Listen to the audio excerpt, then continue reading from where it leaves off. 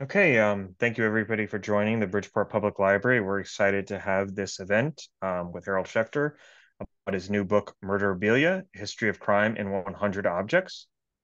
Um, Harold Schechter is Professor Emeritus at Queen's College, CUNY, where he taught courses on American literature for 42 years. His essays have appeared in various newspapers and magazines, including the New York Times, the Wall Street Journal, the Los Angeles Times, and the International Herald Tribune.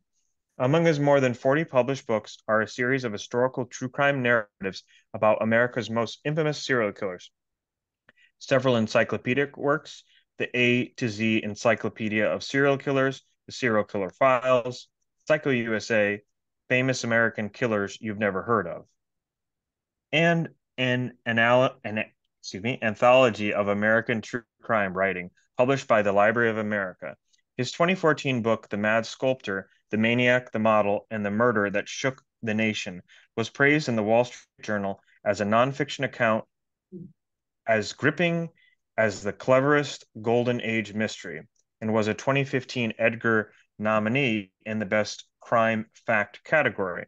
His most recent book is Murderabilia, A History of Crime in 100 Objects. And I'll get to his presentation. Well, hi, everybody. Thank you for joining me. Um, as Jeffrey just indicated, I am Professor Emeritus, which is a fancy way of saying I'm retired. And just, I'm often asked how an American literature professor got into writing true crime. Um, I guess the answer goes back to my childhood as a baby boomer. Um, Growing up in the 1950s, the culture was very steeped in horror and monster stuff. There were all these monster movies on TV and, weekly creature feature TV shows. And, I grew up in the Bronx. I would go every Saturday to the Pelham Theater to watch various horror movies. And there were the EC horror comics. So, I've always been very, very, steeped in horror. Um, and when I became an academic, my area of specialization was American Gothic literature, Poe and Hawthorne and Melville and Charles Brockden Brown, who uh, basically a very forgotten novelist, but the first professional American novelist who imported the Gothic to these shores. And I also became very interested in the issue of why we need horror stories from a very young age. So I'm sure all of you know. I mean, few things more terrifying to a child than some Grimm's fairy tales. Why we need stories about monsters. So I was actually doing, there was a period when I was supplementing my meager academic income by writing books on whatever subject interested me at the moment. And I was writing a book of movies, and I came across the fact that both Psycho and Texas Chainsaw Massacre, which were two of my favorite horror movies, and then subsequently also Silence of the Lambs, were inspired by the same actual true crime case, which I'll talk about in a little while. And I became very fascinated by that and wrote that book. And anyway, one thing led to another. And before I knew it, I had become really what I think of as a true crime, as a crime historian. Um, I write nonfiction narratives about these crimes, but I do a great deal of research. I love to do research, which is one of the reasons I went for a PhD. So one of the things I discovered, well, several things, just to going to show, this is a cover of my book, obviously. Um, and so one of the things I discovered in the course of my research, and I write about this in my Library of America book, is that true crime is a very, very old genre. Years ago, when Wikipedia started, the true crime entry said that true crime had begun with Truman Capote's In Cold Blood, which was off by roughly 300 years. This is one of the very first true crime books. Was published in Shakespeare's day, The Triumphs of God's revenge against the crying and execrable sin of willful and premeditated murder with his miraculous discoveries and severe punishments thereof. 30 several tragic histories. So, it's basically a true crime book that's being, as these things so often even are today, offered under the guise of moral edification, but whose real appeal was the recounting of these very, very ghastly crimes. And this book, turned out, was a favorite of Nathaniel Hawthorne's. According to his son, Hawthorne read his copy of the book so often that the binding finally broke and all the pages fell out. And even before the invention of the Gutenberg press, there were true crime narratives conveyed through what were called murder ballads. And various kinds of murder ballads have existed well into the 20th century, but originally they were transmitted orally. And then again, after the invention of the printing press, they were printed on broadsheets, et cetera, et cetera. So let's see, raises a question, which I've given much thought to. What is the appeal of true crime? I assume everybody here is has an interest in it. This is actually a quote that from the introduction to my Library of America anthology. In the ninth book of the Republic, Plato famously observed that the virtuous man is content to dream what a wicked man really does. Elaborating on Plato, Sigmund Freud argued that violent lawbreakers make it possible for the rest of us to adapt to the demands of normality by acting out and being punished for our own unacknowledged impulses.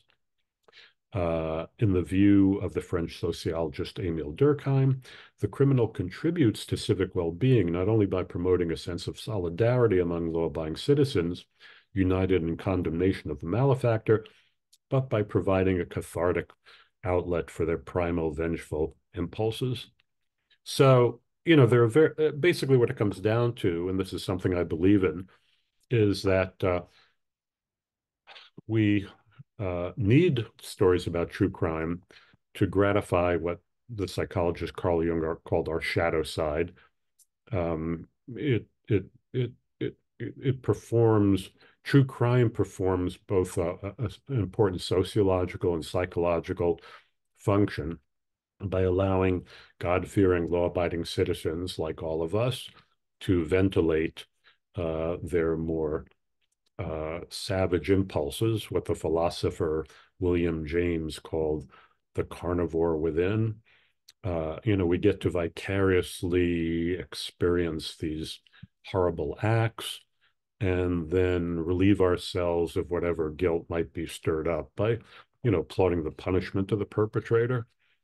I also have come to believe that true crime serves in our secular materialistic time a kind of religious function, which is it confronts us with a question that John Wesley, founder of Methodism, asked, Unde malum, whence evil? Just speaking for myself, researching all these horrific crimes, as I basically do every day of my life, confronts me with that, with that whole issue. Where does evil come from? Why does evil exist? So my book, Murderabilia, History of Crime in 100 Objects, it came to be written because there's a whole genre of books that became very popular, I don't know, maybe even 20 years ago now.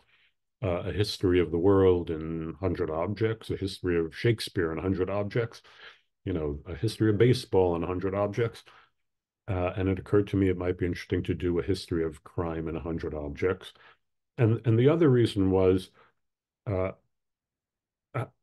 can't tell you how many times I've researched a crime from the past where newspaper reporters exclaim over the number of people who immediately flock to the sites of these horrific crimes as kind of ghoulish sightseers, and also like to take away different artifacts from the crimes. So this is a quote. This is just one of countless similar quotes from newspaper articles um, reporting on uh, uh, the site of a very gruesome murder that happened in England called the Red Barn murder. And the reporter wrote, relic hunters were out in great numbers, and they almost demolished the bush under which the body was discovered, breaking off branches upon which blood could be seen. They peered closely into the ground for blood-spotted leaves, stones, and even saturated clay. Anything that had a blood stain upon it was seized upon eagerly. Even now, recently, I'm sure some of you are aware, there were these Gilgo Beach murders out on Long Island, and so many sightseers came to the home of the guy who's been accused of the crime that it became a big problem for the family, still living there. Oh, this is actually another quote from the Red Barn murder. This is a quote from another book of mine. In 1827, Maria Martin, a young Englishwoman from the village of Polstead, vanished after supposedly eloping with a man named William Corder. The following April, acting on pleas from her mother, who had dreamed that the girl was buried beneath the floor of a local barn, police discovered the young woman's body just where her mother had said it would be. The case became a nationwide sensation. When Corder was executed 3 months later, the crowd was so eager for souvenirs that the hangman's noose was cut into pieces and sold for a guinea per inch. Corder's skin was subsequently flayed from his body, tanned like cowhide, and sold piecemeal at auction. One of the larger sections ended up being made into a tobacco pouch. See some examples of that as we go along. The question is, what's the appeal of all this stuff? What draws people to these scenes? I think the word relic, as blasphemous as this might sound, in the previous quote, does have something to do with it. I mean, I've come to see some of these objects as, the dark, malevolent side of saints' relics, in the way that saints' relics embody some aspect of the sacred. Some of these crime relics, well, embody the mystery of evil. And there's a sense of maybe having some sense of control over that if you own an object. This is another one. This is a what they call a pocketbook. It's really a notebook that is made from the tanned skin of a very notorious character named William Burke. William Burke and his partner William Hare, were 19th century Scottish. They began as resurrection men or grave robbers. Back then, anatomy schools, there was a real shortage of cadavers for anatomy professors to demonstrate on. And so there was a thriving business in these resurrection men who would dig up freshly buried corpses and sell them to these anatomy schools. And Burke and Hare started out that way, but then they decided, it was much easier to just kill people and sell their bodies and go out at midnight and try to dig up a grave. And they were eventually caught, and Burke was hanged. And again, his skin was flayed, and at least part of it was made into this pocketbook, which is now in a medical museum in Edinburgh. This is another example of what I'm talking about. One of the, there were three great crimes of the century in the 1920s.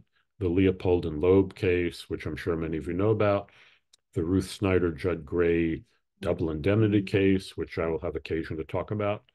And then the case of the minister and his girlfriend, a reverend named, I forget his first name, but anyway, his name was Hall, and his choir girlfriend, whose name was Mills.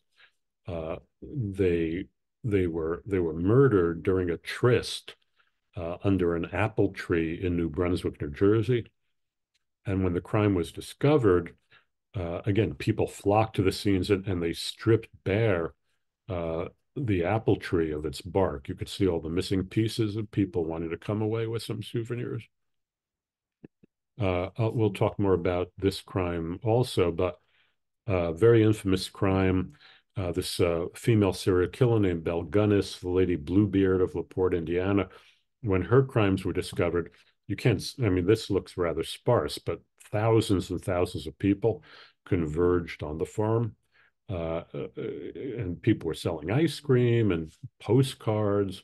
Yeah, so another example of the phenomenon. So my book, again, collects 100 objects and describes the murder cases associated with them. I mean, in a way, the objects serve as a kind of springboard for my discussion of the cases. It begins with this 1808 case of a young woman named Naomi Wise, who was the victim of a kind of all too common crime. In fact, it's one that you still see. Look in the Scott Peterson case, where a guy, well, Scott Peterson was a little different because he was married, but there's a very typical kind of case where some young man impregnates a woman who, you know, starts to insist that he marry her, and instead he murders her.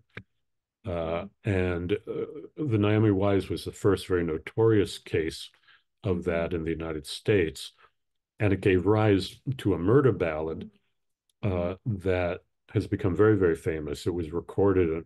There are many different versions, especially during the folklore boom of the late 50s, early 1960s. Any number of artists recorded this Naomi Wise ballad. So that's the first case that I cover in my book. Here's another object from the book. So again, true crime literature, there's nothing new about it.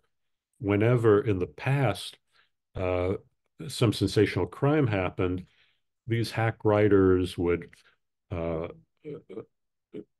dash off, these pulpy pamphlets about the crimes. Sometimes they included the trial transcripts. We'll see more of those as we go along. In my previously mentioned Library of America anthology, it begins with the New England Puritans. As soon as the Puritans landed on the shore, there were, of course, murders taking place, and they would publish what they call these gallows sermons, in which they would recount the crime. They were often published as broadsides, sometimes as pamphlets. Again, they were supposed to offer some kind of uplift, some edifying message. But the real appeal is people have always been interested in reading about sensational crimes. This is an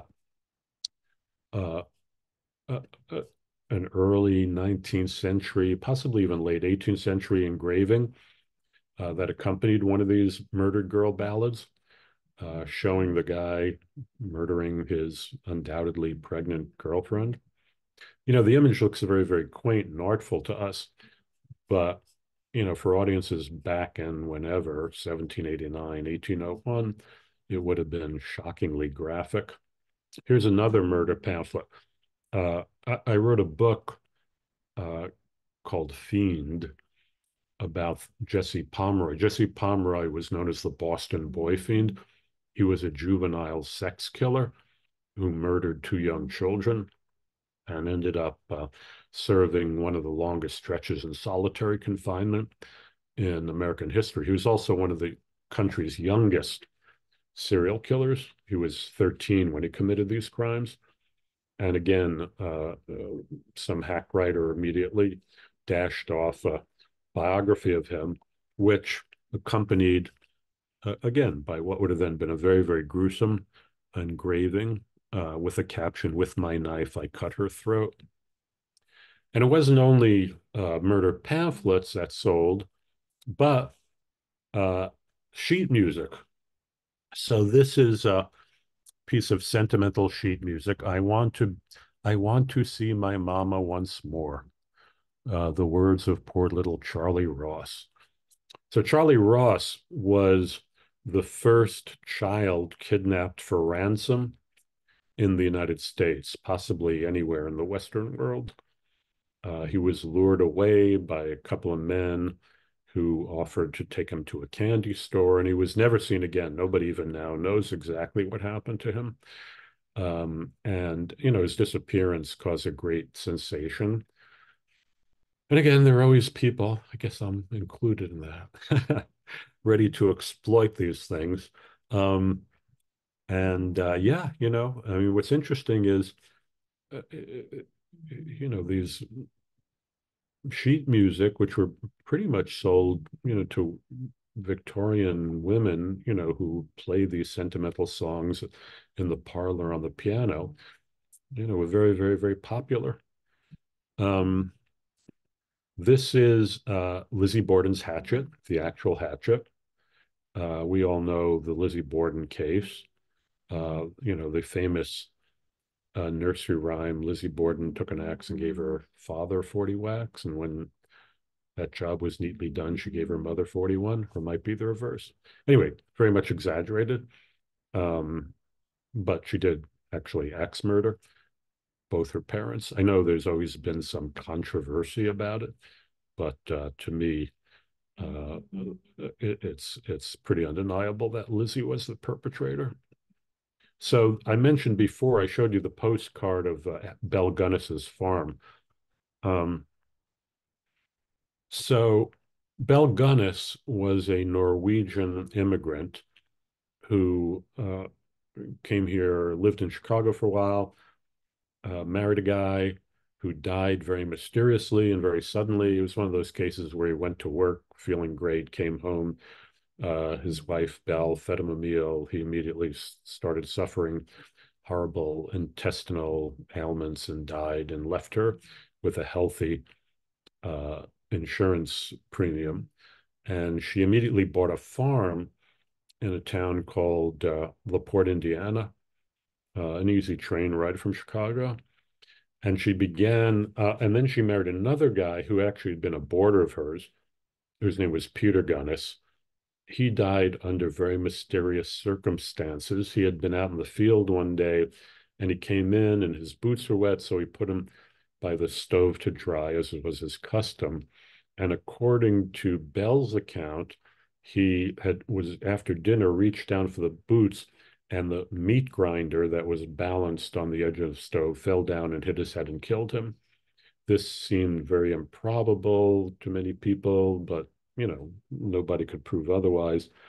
So she was suspected of killing him, but never indicted, collected another healthy insurance policy, and then began putting classified ads, matrimonial ads, in Scandinavian language newspapers, luring lonely Norwegian bachelors to her farm with the promise of potentially marrying them and making them co-owners of the farm. She always instructed them to bring all their life savings with them and not to tell anybody where they were going. And they all mysteriously disappeared. She always had some excuse. They went back to wherever. Anyway, eventually her crimes were uncovered. The remains of 12 butchered men were found in her yard. And again, huge sensational crime, as you can imagine. And thousands of people flocked to the farm on the first Sunday after all these bodies were discovered. And there was, a very carnivalesque atmosphere. And one of the things you could come away with was a postcard showing the remains of these victims. The police put all the remains of the victims in a little outbuilding on the property, and there were, I don't know if I have one here, but there are postcards of people, men, women, children, lined up. It's like they're being, lining up for Pirates of the Caribbean at Disney World or something, to file through this little outbuilding, which was filled with these boxes of the reeking remains of her victims. But everybody wanted to see it, and some people wanted to go home with a postcard. In my book are also this set of false teeth. So Belle Gunnis's farmhouse burned to the ground. She knew the law was on her trail, and her her farmhouse burned down. All that was left was a cellar. And in the cellar, once once the ashes had cooled, uh, investigators found the charred body of a woman clutching the charred corpses of three little children. The children were Belgunnis's children. The body was assumed to be Belgunnis. This was before all the bodies were discovered on her property. So initially, it seemed to people that the house had caught fire. She had heroically tried to save the kids. They all died in the conflagration. Uh, there was one unusual feature to the whole thing, which was the woman's body had no head. And then soon after the fire happened, this horrific discovery of all these bodies were found, and it was clear she was a serial murderer. I mean, they didn't use the term back then, but um, she was known as the Lady Bluebeard of the port, with this murder farm. But anyway, they were trying to discover, there were some theories, and in fact, some people still believe this, that because there was no head on the body, it wasn't Belle, that she'd somehow lured a woman of her approximate stature to the farm, killed her, cut off her head, disposed of it. But they did ultimately find this set of false teeth, which the local dentist did identify as a bridge work he had installed in Belle. So, but again, that was not definitive. Some people thought, well, the skull had disintegrated in the heat, though all the other bones were still intact. And the theory was that she had also somehow left these false teeth, uh, and had made off. Again, exactly whether she died in that conflagration, whether she committed suicide, or whether in fact she did plant this decoy and made off and continued her life of crime elsewhere, which some people believe is unknown. So in my book, you will find this. It's an advertising card for Alfred Lutgart's Chicago Sausage Works. Lutgart became infamous because, well, his wife ended up in one of the sausage vats. He killed his wife, put her in sausage fat.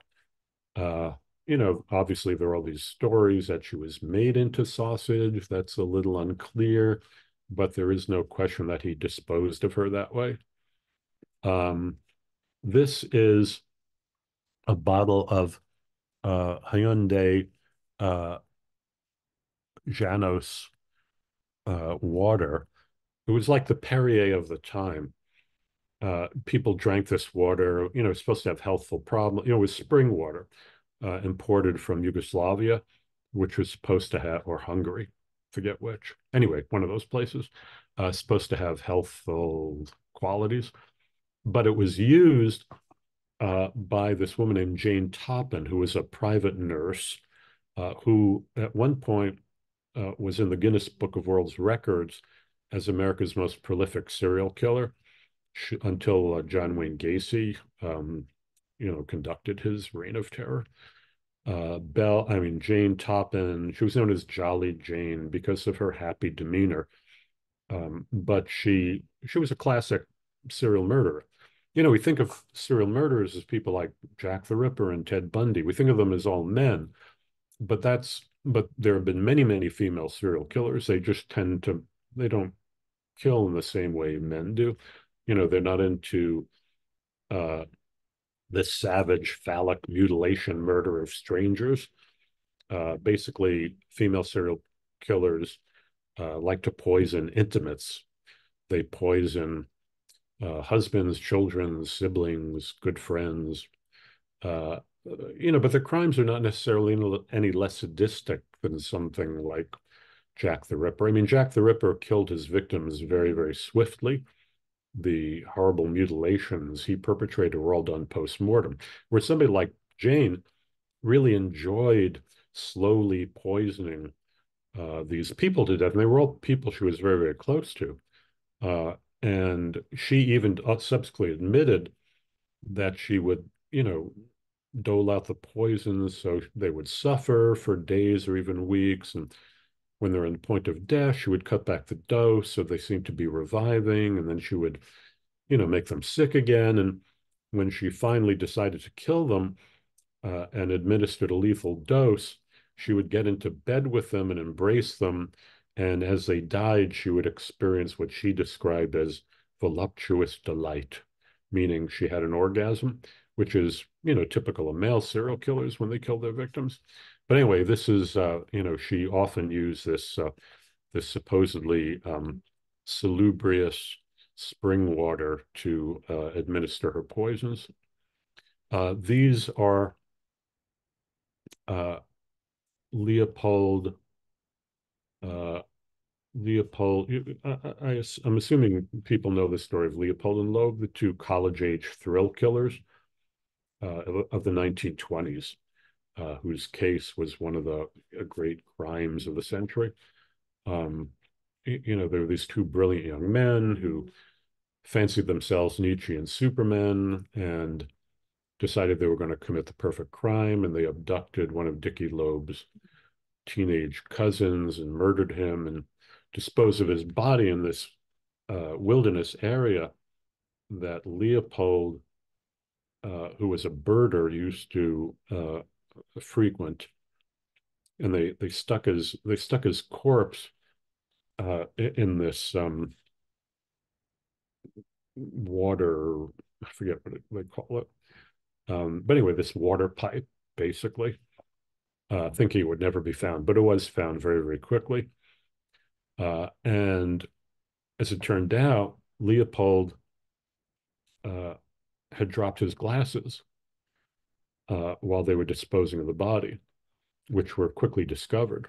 In fact, initially they thought they belonged to the little murdered boy. But when his father and uncle identified the remains, and they showed them these glasses, they knew it didn't belong to him. And, in very short order, the glasses were traced. And these two supposed supermen became the center of this very sensational case. Where Clarence Darrow very famously defended them and managed to get them, managed not to, everybody was clamoring for their execution, but Darrow made this very long, impassioned speech to the judge. They weren't really tried. They pleaded guilty, but they had a sentencing hearing that Darrow appealed to the judge, and the judge ultimately gave them life in prison. So this, by the way, I should say, that I'm not a collector of this stuff, though in the course of my career, I have come into possession of some things. But I do often like to have an object associated with the crime I'm writing about on my desk or in my study, just because it makes, the whole thing much more tangible to me. So I don't have this box, but I do have one part of a box like this. So this is a box of Pyritol. So one of my books called Maniac is about the worst school massacre in U.S. history, which very few people have ever heard about. In 1927, a farmer in a small town called Bath, Michigan, who was a classic, as it turned out, had the classic psychology of a mass murderer, which is to say, his life started coming apart. His wife was very sick. He couldn't pay the bills. He couldn't pay his mortgage. He felt all his townspeople were denigrating him. And he decided to take this kind of unspeakable revenge on the town. He had been a school board member and had keys to the school. And in the spring of 1927, he would sneak into the school at night and rig up the basement with Pyritol. Now, Pyritol was a low-grade form of TNT that the government produced from surplus World War I gunpowder, and they sold it to farmers for use, for clearing, getting rid of stumps and getting rid of rocks on their property. And Kehoe, his name was Andrew Kehoe, acquired a whole bunch of this stuff and again rigged it up. And he was very mechanically inclined, and he rigged up a timer that was supposed to go off on the morning of the last day of school. One of the things he was full of resentment of was that the town had voted to build a very modern public school, which went from kindergarten through high school. And he was, and all the residents were being taxed for it. And he didn't have children. He resented having to pay his taxes. And he was going to blow up the whole school. And if he had, he would have killed basically every child in the community. When the explosion detonated, fortunately, much of it failed to go off, but enough went off to destroy an entire section of the school and kill 38 children, number of teachers. And then when all the townspeople ran and collected at the school, they're trying to dig the kids out through the rubble. Kehoe, who had also previously murdered his wife, loaded up his Ford pickup truck with shrapnel and more dynamite, drove it down to the scene, and blew himself and a number of bystanders up. So this was the worst case of domestic terrorism until Timothy McVeigh blew up the Oklahoma City Federal Building. And it was also the first suicide bombing in the United States. And as I said, it remains today the worst school massacre, even in our post-Columbine age in U.S. history. Thing is, hardly anybody's ever heard about it. Even in Michigan, people don't know about it. And part of the reason was that it happened literally, it did make initially the front page of newspapers all over the country, including the New York Times. But 2 days later, Charles Lindbergh crossed the Atlantic, in this epical event. And it basically relegated every other story in the country to like page 24. There were subsequent stories about the Bath School Massacre, but you really had to, go to page 16 to find anything about it. So, so this is a container of pyrothol. Again, enterprising photographers immediately made postcards and sold postcards of the scene. Here's the wreckage of the school. Here's a picture of the dynamite. This is from Kehoe's farm where he murdered his wife. There are also postcards showing the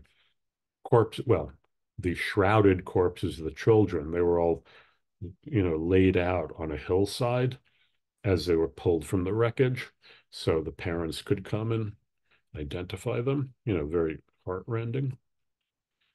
So another, I mentioned it before, another of the great crimes of the 20th century, came to be called the double indemnity murder. Queen's housewife, Ruth Snyder, and her boyfriend, Judd Gray, she wanted to get rid of her stick-in-the-mud husband. She was kind of a party girl, and she embarked on this affair with this mousy corset salesman named Judd Gray. They conspired to kill her husband. Again, they thought they were committing the perfect crime, and they were basically arrested like within 2 hours. But it became this huge sensation. Ruth Judd became the most reviled person in America. It was partly it was, during the age of the flapper.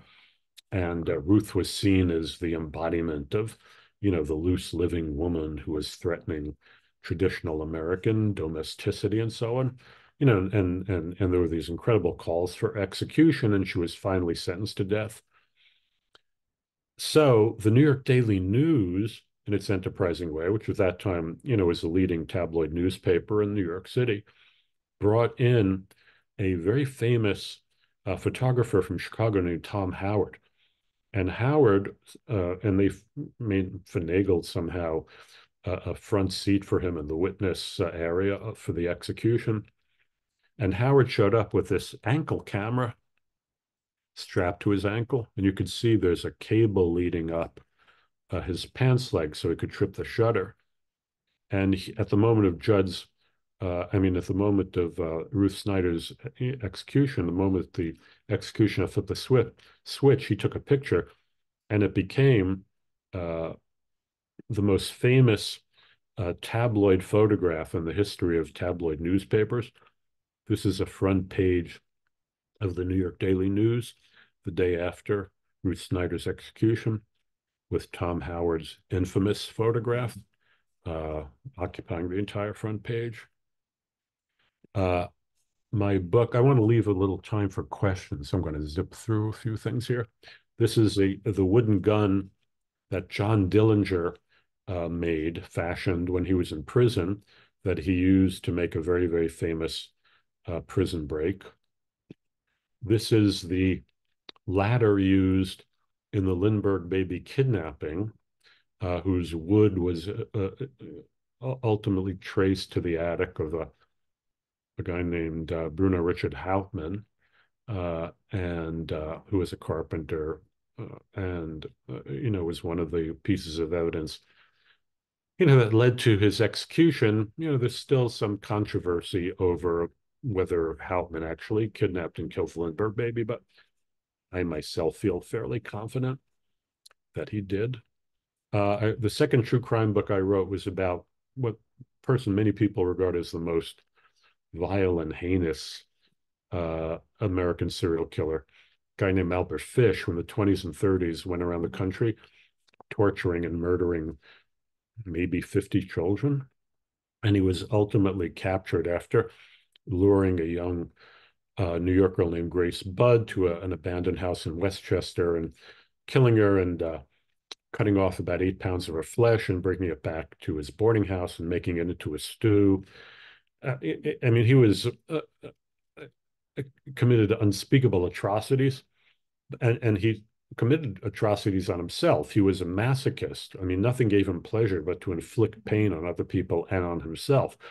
And when he was finally arrested, his jailers noticed he was very uncomfortable when sitting on the edge of his prison cot, and he explained that it was because he had all these needles shoved up into his bladder area. And nobody believed him, but they took this X-ray, and sure enough, there were 27 needles floating around. He took pleasure from shoving needles up into his perineum and leaving them there. And a couple of years ago, I was at the Library of Congress doing some research, and I came across the actual X-ray. Can't really see it that well. You could sort of see the needles there. Yeah, that's me holding up Albert Fish's X-ray. This is one piece of murderabilia that I own. I wrote a book, one mentioned, the one that was nominated for an Edgar and should have won. But anyway, I won't go into that. But it's about a guy named Robert Irwin, who was a very talented sculptor and also a madman he was boarding with a family one of whose members was this very beautiful model named Ronnie Gedeon, who used to pose for these camera clubs and also for the covers of these True Detective pulp magazines. And he ended up murdering her mother, another guy. He committed this very sensational triple murder in New York City on Sunday morning, 1937. Anyway, he was in and out of mental institutions, and when he was in there, he used to make money for the commissary by making these art objects, and one of them was this wooden box. It's actually quite a beautiful object. And after I wrote the book, this woman contacted me. She'd read the book and said her husband had been a guard at one of these institutions and purchased one of Robert Irwin's creations. He was deceased, the husband. She said, I think he might have wanted you to have it. So I arranged to purchase it from her. She lived down south. I can't remember, Georgia, Alabama, but I flew her up to New York. I was hoping she'd stay a few days, but she was eager to get back. So I met her at the airport, and this is where it came into my possession. You can get a sense of the size of it. Going to go things very fast. Harvey Glattman, a serial killer whose modus operandi was he would pose as a photographer of some of these pulp detective magazines, all of which always had some woman, being threatened in some horrible way. And he would lure these women who wanted to be models up to his apartment, and he would bind them in these poses. This would have been kind of a typical pose for his magazines, but he would actually then kill them, take photographs of them.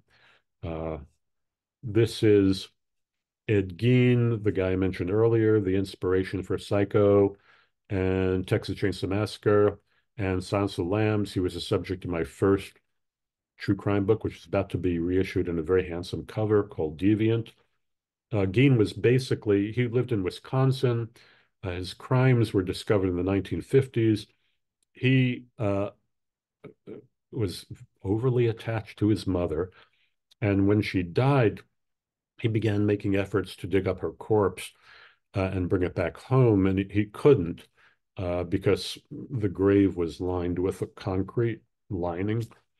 So he began digging up the graves of other women, bringing them home and dissecting them and making different artifacts out of their body parts, including a skin suit, which he wore. That's where Thomas Harris got the idea for the Buffalo Bill character. And he also, when he ran out of appropriate corpses in the cemetery, killed a couple of women who vaguely had the stature of his mother. He was trying to both reconstitute and punish his mother. Anyway, I have a friend. His mother was a religious fanatic, and a friend of mine owns her crucifix, which that's in the book. Well, anyway, I have a few more, but I wanted to leave some time to entertain any questions or comments, and I see we only have 8 minutes left. So uh, let me see if there are any questions or comments. Just put them in the chat. Have any? I'm sorry? Yeah, I was just saying that they could just put in the chat if they have any questions. Oh, could you hear me?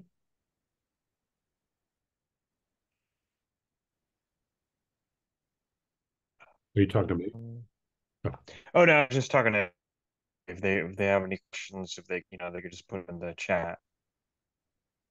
Um, and just for the book giveaway, if you could make sure that your name is the same as the one that you signed up with, just like your first name, last initial would be good. And you for the book giveaway.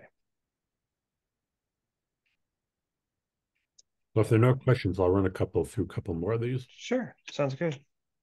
So this is this is a guy named Gary Heidnik, uh, who was kind of an idiot savant. I mean, he made a fortune in the stock market, and he used it to buy this house in a very rundown section of Philadelphia. And he started this church, and he would lure poor African American women into his building, and he ended up taking 3 or 4 of them captive and chaining them up in his cellar and doing horrible things to them, including when one of them died, he cut off some of her flesh and made the others eat it.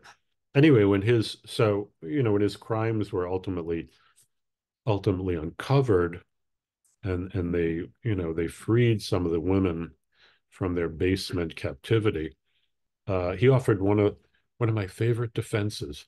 When they took him before the judge, he said, "Oh, the women were in there when I first moved in." So it's like, yeah, the house inspector did a really bad job of noticing the chained women in your basement. This is an actual candy wrapper from the chocolate factory that Jeffrey Dahmer worked in when he lived in Milwaukee and was committing his unspeakable acts. I actually own this. David Berkowitz, son of Sam, who became a born-again Christian during his imprisonment. He still is, and started calling himself, I think he calls himself like the son of light now. But anyway, This is a book of this is David Berkowitz's book of hymnals. He's become a proselytizer for Christ. This is something, for those of you who are interested, there are Murderabilia sites where you can buy different things. Just out of curiosity, I purchased this. It's a piece of a rock from the Spawn Ranch where Charles Manson's family lived. And the rock, the entire rock, kind of a little boulder, well, a fairly sizable boulder actually, is sort of famous in Manson lore because he sat on it and serenaded. Manson was trying to break into the record business, and he was wooing Terry Melcher, who was a record producer and Doris Day's son. And he invited Melcher to the Spahn family ranch and performed for him while sitting on this rock. So this is an actual piece of the rock. I wonder what this is. Oh, this is something very recent. Speaking of Manson. So this sold, uh, I think it sold for $150,000 just very recently. As recently as last summer. Um, it's the door to the home that Sharon Tate and Roman Polanski were living in on Cielo Drive.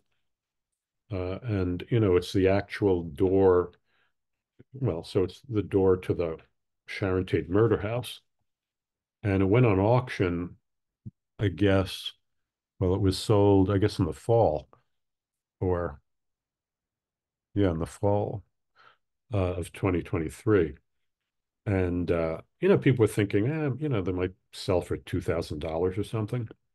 And somebody bought it for $150,000. So yeah, very, very committed collectors of this kind of material. So anyway, well, if there are no questions, I am very glad you joined me. I hope you enjoyed the talk and maybe learned something from it. And yeah, I guess that's all I have to say. Okay, great. Yeah, thank you again, Harold, for a great presentation here. And there's no more questions. Oh, Peter said thank you, very interesting. Jerome said interesting, thank you. Barbara W said thank you so much for the presentation. The book sounds fantastic. So No, thank you all very much. Really appreciate that. okay. Okay, Uh, great. Well, Thank good you. night, everyone. Everybody have a great night. Yep, Thanks again. yep. Bye now.